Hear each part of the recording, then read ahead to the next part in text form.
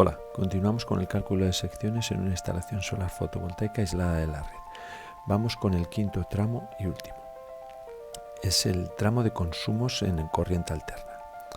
Como siempre, los conductores son unipolares, van en el interior del tubo, el método equivalente por tanto es el B1, la longitud de este tramo en el punto más desfavorable 15 metros, caída de tensión por ser instalación generada 1,5%, todo él. Aquí el generador sería el inversor, que transforma la corriente en alterna de 230 voltios. Bueno, otro dato relevante, que ya lo sabemos por el tramo anterior, es la previsión de cargas, 1500 vatios, y también ahora el factor de potencia, que es 0,9. Bueno, pues vamos a la tabla de cálculo. Bueno, si queremos podemos ver un poco aquí este tramo. Aquí tenemos el inversor, a partir del inversor tenemos corriente alterna a 230 voltios. En este tramo y en el anterior, el consumo depende de las cargas que tengamos aquí conectadas. Más cargas, más corriente.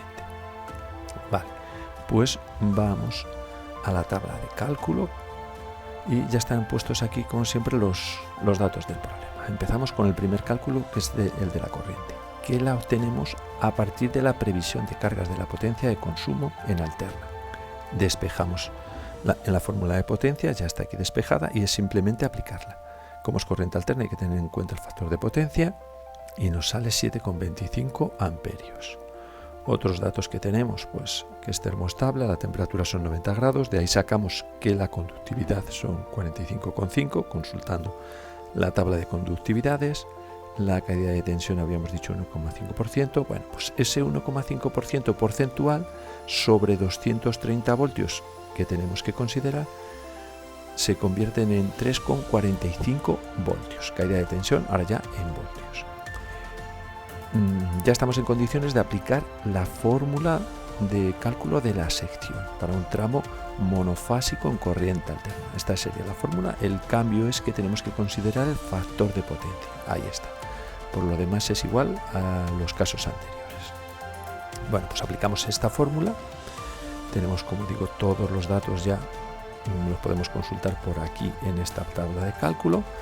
Los sustituiríamos y nos saldría 1,25 milímetros cuadrados. La sección comercial inmediatamente superior, 1,5. ¿Qué nos indica este 1,5? Pues que con una sección de 1,5 milímetros cuadrados nos aseguramos que la caída de tensión va a ser inferior al 1,5%. Cumplimos el criterio de caídas de tensión con esta sección. Vamos a ver si cumplimos el criterio de intensidad máxima admisible. Es decir, que los conductores permitan el paso de esta corriente sobredimensionada por este factor. Es decir, teníamos 7,25, creo recordar. Bueno, pues sobredimensionada se convierte en 9,06 amperios. La pregunta es, ¿esta corriente por efecto Joule va a dar lugar a una temperatura superior a los 90 grados, que es la máxima admisible por el aislante que tenemos?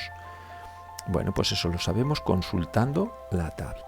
Y aquí tenemos el método equivalente de instalación, el B1, dos conductores de polietileno reticulado, 90 grados, termoestable, que nos dice el enunciado. La sección que tenemos que comprobar es 1,5 y nos dice que son 20 amperios. Bueno, pues entonces esos 20 amperios lo situamos aquí y que comprobamos que estos conductores con el método de instalación, unipolares, etcétera, etcétera, de cobre, admiten una corriente de 20 amperios. Como la máxima que tenemos que considerar es de 9,06, concluimos que la sección de 1,5 milímetros cuadrados es suficiente. Ahora, ¿qué ocurre?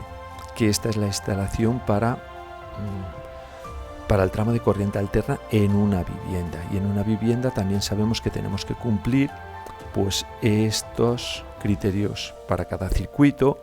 Tenemos estas secciones que cumplir.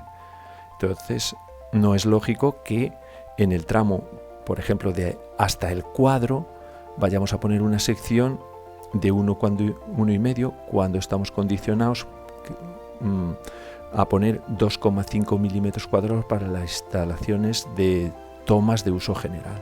Y si tuviésemos pues cocina y horno, no sería lógico ponerlo en una instalación solar fotovoltaica eléctricos, pero a lo mejor si tenemos una lavadora que ya requiere 4 milímetros cuadrados.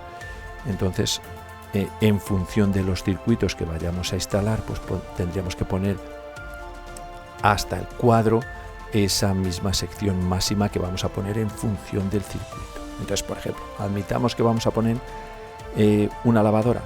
Eso nos condiciona que habrá un circuito C4 con 4 milímetros cuadrados de sección, y por tanto yo creo que aquí habría que poner esos 4 milímetros cuadrados, lo cual tampoco supone ningún problema porque es una sección que ya hemos utilizado, y si estamos instalando, pues es simplemente coger un tramo de cable de esa misma sección.